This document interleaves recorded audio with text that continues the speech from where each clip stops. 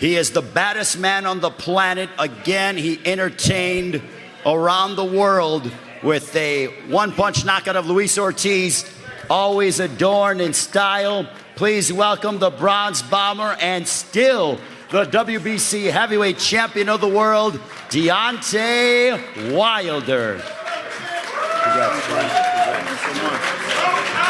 Yeah, baby.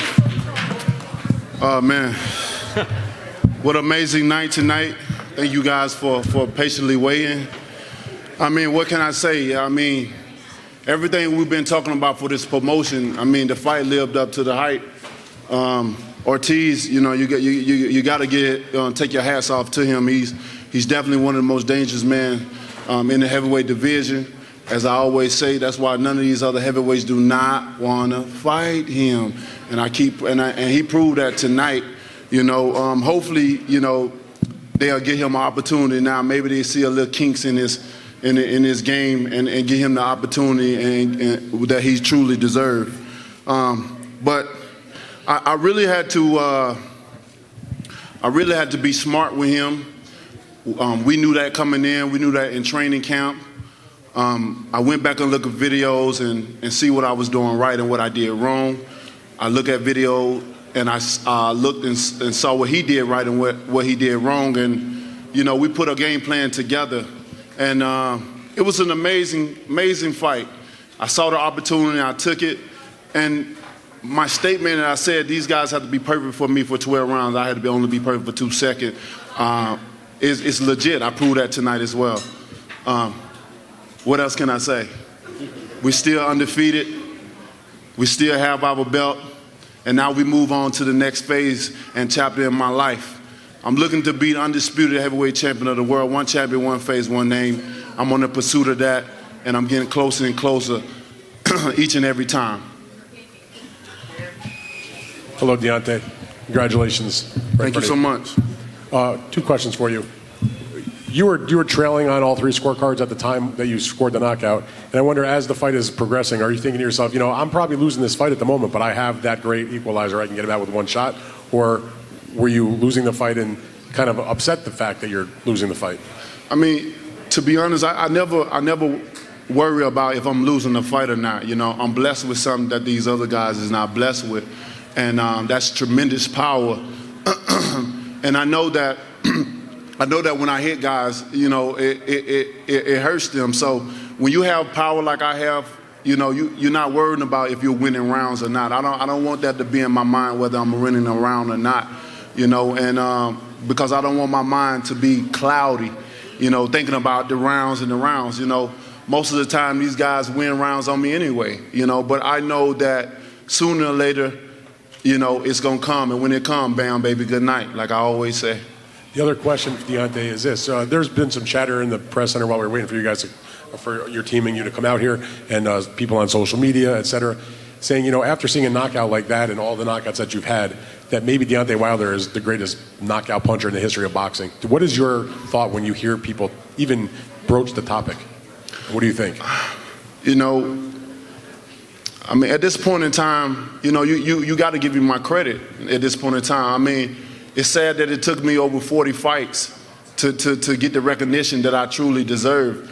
Because when people see me, they never seen my style, and I know it took a while for them to get used to what I display, my talent that I present to boxing. But it's different than any other fighter. What I do is not textbook. You know, you can't really teach it, and I think that what makes me unique. That what differentiates me from the rest of these fighters. Like I said, you know, none of these guys not willing to fight guys 10, 20, 30, 40, 50 pounds and still knock guys out like that. And at this point in time, I think I earned my due respect and my credit. You know. To say that I am the hardest hitting puncher in boxing history, period, and I earned that, and over and over again, consistently, I do what I do, time and time again, give people great fights and great knockouts, and try to fight the best, and still, when I fight the best, do it. This always remind me back with Emmanuel Stewart, you know, once said that, you know, he told me personally that, you know, he said, you're fighting little oppositions right now, But even when you move up into the so-called top, what people say the top, you're still gonna knock them out. He told me that personally, and I'm fulfilling that what he told me. So may he rest in peace. Deontay over here. The person who actually was crediting your power was Tyson Fury's trainer, Ben Davison, but he also said that he saw a couple of holes in your game that they plan on exposing in the next fight. Considering that Fury was outboxing in the first match, how do you go with a different game plan in a second fight, considering the circumstances? Well, each and every fight, every fighter, every time a person fight, they, that's the saying. We see different holes, we see different things. You're not going to be perfect in a fight. No one is.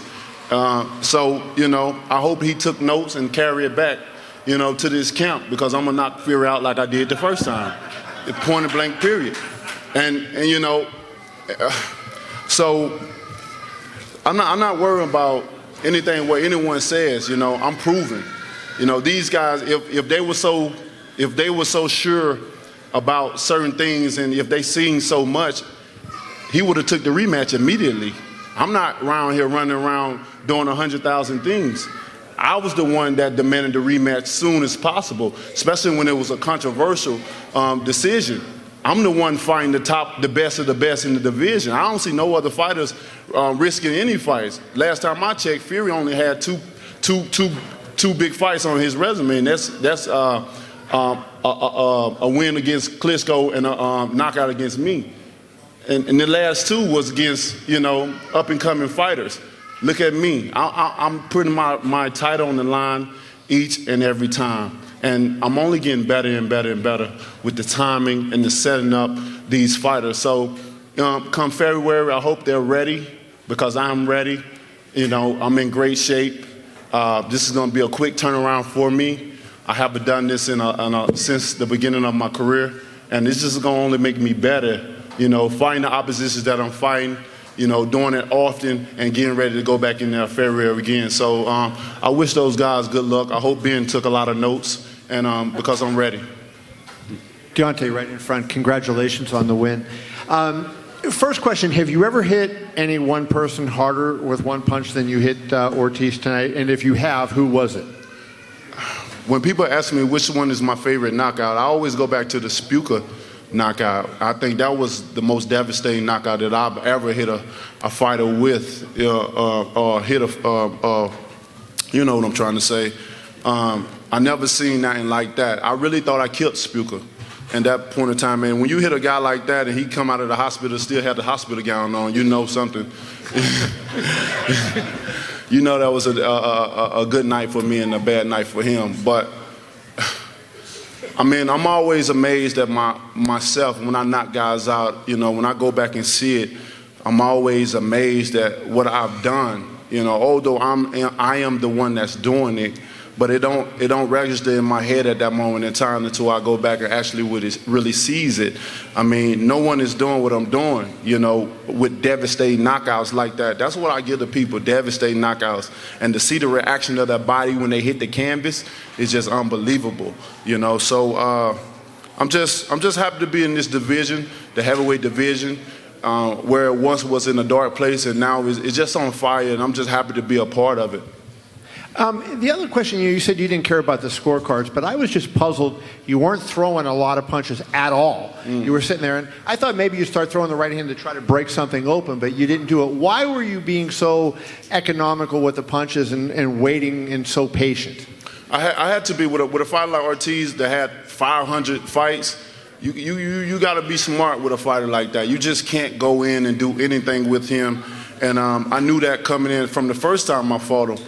I knew that. And coming in, I knew that I couldn't rush it. I wanted to wait. I wanted to wear him down a little bit. I wanted to measure him. I wanted to go different angles at him. I wanted to see how he react when I do this, how he react when I do that, And most of all, I just wanted to have fun in there. And I think I accomplished, everything tonight. And when I actually found the shot that I was looking for, bam, baby, good night. Thank you. Deontay, congratulations on the victory. You know, the last time we had a truly big heavyweight title fight in the U.S., it was Lennox Lewis, Mike Tyson. Your fight with Fury the last time was big, but not quite to that level, of course. How big can this rematch be, especially after this highlight reel knockout, another one for you? I think due to the controversial decision that was that was made and people going back and forth, I think it's going to be even bigger this time around. Both of us, promote fights well. We both can talk, and I think that's what people want to see. So I'm looking forward to it. We don't. That's one of the things you just don't know until it happens. And I'm looking forward to great numbers and even bigger the second time than the first time. Yeah, and you've now had 2 rematches. Stavern in the first fight goes the distance. You knock him out in the first round. Ortiz, you knock out a couple of rounds sooner. Is there any way Fury, in your mind, lasts the distance again? I've never been good with predictions. That's one thing about me. But like I said before, don't blink. You just never know what's going to happen until it's happened. And that's the amazing thing about me, Every fighter that fights me, they put up an amazing fight because they know what they in for. Their life is really on the line, and you must say it because I am the most devastating knockout artist in the heavyweight division by far. And when you fight me, you got to be careful, and so I'm looking forward to it. I'm looking forward to, fighting a lot of the top guys in the division. I said I only have 6 years in this sport that I want to dedicate my love, my energy, and passion to, and I mean that. So, I ask everyone, give me my roses right now. Give me my due respect and my credit right now. I am here, and I ain't going nowhere. My style is here. What I bring to boxing is here, and I ain't going nowhere. People always talk about skills and skills and skills, but as I can see it, I'm still undefeated. I'm knocking out everyone in our face, and these guys that have skills, they getting beat. So I mean, something got, I mean, it speaks for itself. So at this point in time, I need my due respect, please. Deontay, congratulations. You talk about the due respect, but a lot of people don't have you ranked in the top 10 pound for pound. Is there a message that you have for those people, and do you think you belong in that pound for pound list? When they're dealing with pound for pound, I really don't. I don't think it belongs in the heavyweight division. We stay at one division. We can't go up and down like all these small guys. So, I don't really consider us really having a pound for pound. And you're always gonna have people say this and say that. You're gonna have people that like you. You're gonna have people that don't like you, and that's just part of life in general. I never worry about the things that I can't control or what people see and what they don't see. At the end of the day, you're gonna pay to see me win. You're gonna pay to see me lose. But at the end of the night, you're gonna get a great fight. My other question for you is, at the Tyson Fury fight, you said the mistake that you made was celebrating too early when you had dropped him. When you knocked down Ortiz, you kind of celebrated again. Was there any concern that he might get up after you dropped him? With the Tyson Fury thing, my only mistake that I made in that fight was not being patient. I felt at that moment in time I had the world in my hands. There was light shine on the heavyweight division, and we brought a lot of people out. So I wanted to do something that I know that I always do, and that's knock him out in a devastating fashion. And I also learned, early in my career that when I rush it, it never comes like I want to. And I rushed it. I kept rushing it and kept rushing it and kept rushing it. And it wasn't coming when I wanted to until the last ending, So that was the only mistake that I made in that fight. And what was the other? Did you think that Ortiz had any chance of getting up when you dropped him in this fight? The way that he fell, and the way that he fell and the way his body language was looking, it was one side of me was like, man, he can't get up. And then, I looked back again to make sure that he wasn't getting up. And I think the referee did a great job of stopping that fight. We would have had him in the Fury fight. We wouldn't be talking about a Fury right now. Hey, Deontay, right here. Congratulations on a big win, a big knockout. My question for you is, as you just kind of touched on, a lot of people talk about these fighters with these different set of skill sets that they have. Tonight, you displayed your patience. You kind of just touched on that moment, and that was impressive. Can you elaborate on that patience you showed tonight? And is that something you had to develop, or you kind of been working on that over time? I mean, as a true champion right now, I'm still learning. You know, I started boxing late, so you know I'm still learning, and I love to learn. I love to continue to learn, because if I wasn't still learning, then this would be boring to me already. You know, the knockouts that I have, this would be like, it's boring now. You know, so I love to continue to learn, and with Ortiz again, I had to be smart. It was. I had to be smart. Period. You know what I mean? Like I said, he's the most dangerous heavyweight in the division now. That's why you only see me giving him the opportunity. All these other guys, oh, he's old, but he proved that age ain't nothing but a number at the end of the night. You know what I mean? And so a lot of these guys, they working about losing their O's or records and different things like that. You know, and you know, I just don't worry. I like to put myself in fights that's meaningful to me.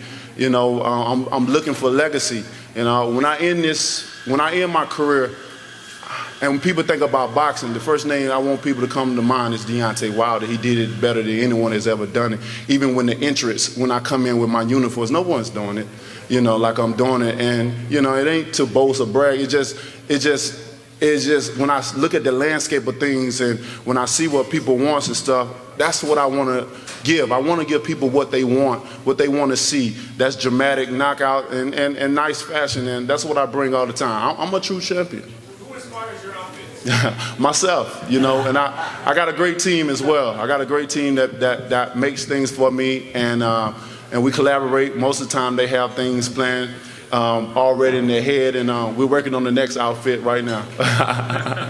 Deontay, on your last fight with Ortiz, you were buzzed in the 7th round, and then you knocked him out in the 10th round.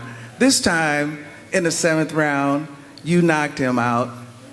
What were you thinking before that knockout, and what did you see? Before the knockout, I was just thinking that I wanted to calculate his movement. It was one point in time where I think throughout the whole fight, we was both calculating each other. I would see that he was looked down at my feet, and I would see that. See, I don't have to look down because my peripheral is amazing, so I can look in the eyes and still see his whole body. We was definitely, you know, like a tug-of-war, battling between the feet positionings. I wanted to get him at a certain angle before I really just threw the right hand, you know. I didn't really commit too much to any punches because it was just calculation, you know. And I had to do that with a fighter like Ortiz. You gotta do that, you know. You just can't go in there and do anything with him. He's too experienced to go in there. It'll be foolish of me, you know, and I'm not too naive to think that, oh, I'm the baddest man on the planet and I'm the champion and I have power just to go in there and do anything. That's not me, you know. I give him all the respect. I respect him right now, and I respect him forever, you know, for the fighter that he is. He's a tremendous fighter. He has a tremendous skill, you know. I wish I had some of those skills. So if he retires, I hope that just come and wash out on me while I'm still here. But it was an amazing fight at the end of the night, and you can't ask more from two fighters in the ring. Gracias por venir a todos. Thank you for coming. Nada, esto es lo que debía suceder. O verlo yo y nada, estoy contento de lo que haya pasado. Esto es boxeo así. Thank you for coming. It's exactly what he said would happen, him or me. And he prefers that it was this way and not some other type of stoppage, you know, where he obviously just couldn't continue and the referee stopped it. This particular stoppage, it was, you know, better for him. He feels good. He gave it his all, and he thought he was doing very well. Luis, did you feel that you hurt Wilder in the 6th round? It appeared that he backed away from you at some point and was trying to hold you. Did you think you hurt him?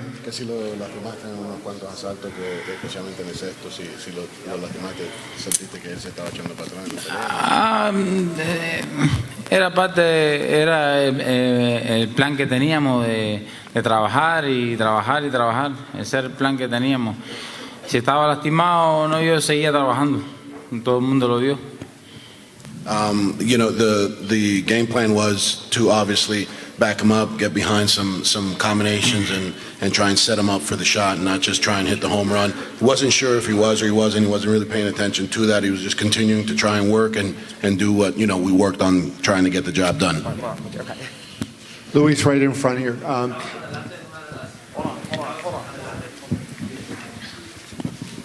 Luis, estabas adelante en las carteleras, en las tarjetas. ¿Sí sentías así? ¿Sentías que estabas dominando la pelea? Sí, yo me sentía concentrado y haciendo mi trabajo. Estaba haciendo todo el plan que Germán me estaba diciendo que era el que había que hacer.